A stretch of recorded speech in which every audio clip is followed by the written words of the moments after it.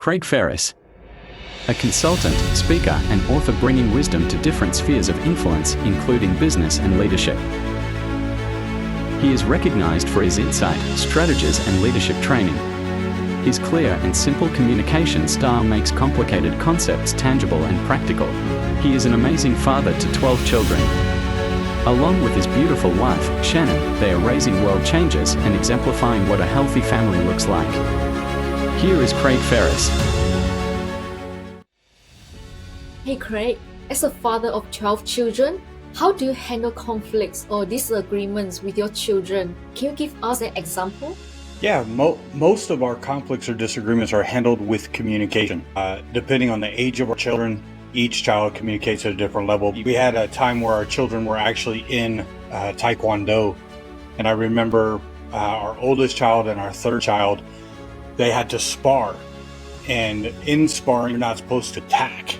It's actually supposed to be practicing your form. And our oldest one was over aggressive, and we had to stop, take a time, take everything off, sit everybody down and go, okay, tell her what you were trying to do. We asked the oldest one, explain what you were trying to do.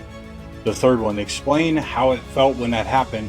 Now, what do we need to do to actually rectify the situation? Sometimes your children actually can come up with really ingenious solutions.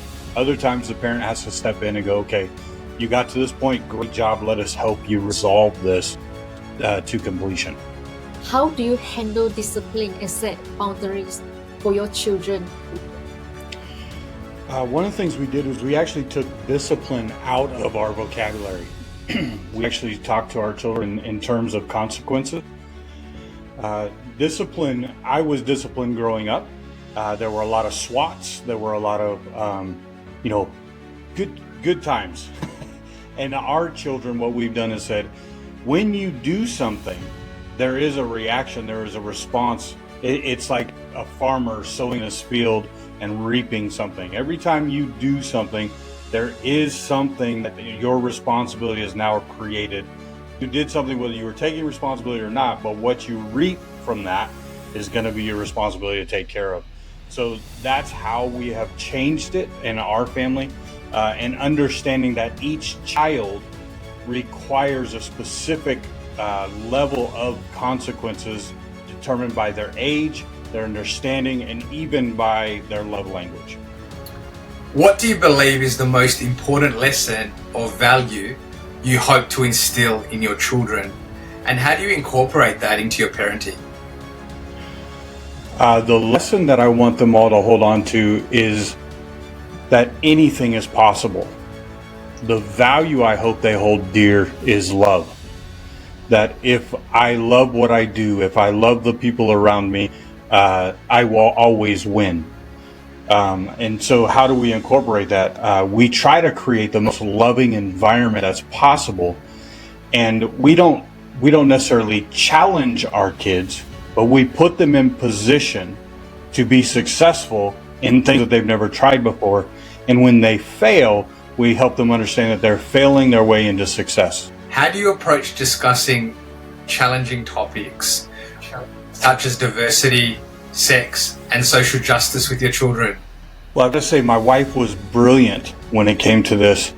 On our first question, we talked about communication. My wife has created an environment in our home that there's no topic that is out of bounds. There's nothing we will be surprised by, nothing that will shock us, that they are allowed to ask any question of any topic, and no matter, even if it disagrees with our value system or our belief system, they're still allowed to come and their voice carries value. So every time they come with any question, any topic, they're allowed to bring that, and we discuss it openly, honestly, and we do the best we can not to hide anything from them. How do you recognize the unique abilities in your children and support them in reaching their maximum potential?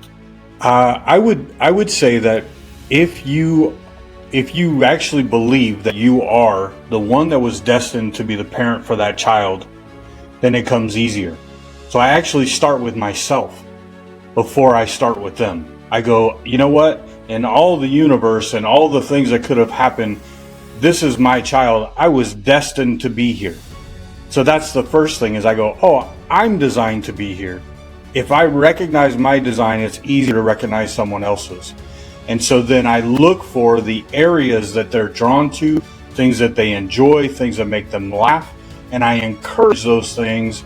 I put them in front of them, and I don't try to put them in front of things that will dissuade them at an early age. I try to put them in front of things that are going to cause them to continue to have joy and move that direction. And as they get older, then it becomes more harder, and you begin to go, this is how we do the things we love in places that are challenging or hard. You have written a few books, and this is just one of the amazing books that you did with your beautiful wife, Shannon. Raising Children of Original Design. Would you tell us a little bit about this book? Basically what we did was we just sat down and said, we have 12 kids, so we get asked a lot. What do you do with kids? How do you raise your kids? And we went, what are some things practically that are helpful? And so we just put that in a book form, like how to discover your kids' love languages. Can an Enneagram be helpful?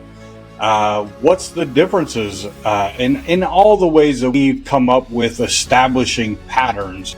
And so we tried to tell people we're not a model for, but we've learned tools that we can hand you. You don't want to raise your kids like I raised my kids, but you may want to use the tools that I've used to raise my children.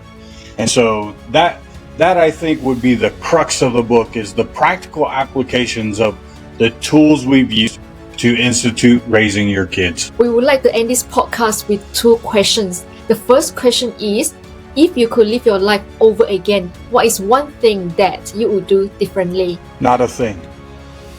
Everything that I've done in my life has brought me right to this point. I wouldn't change a thing.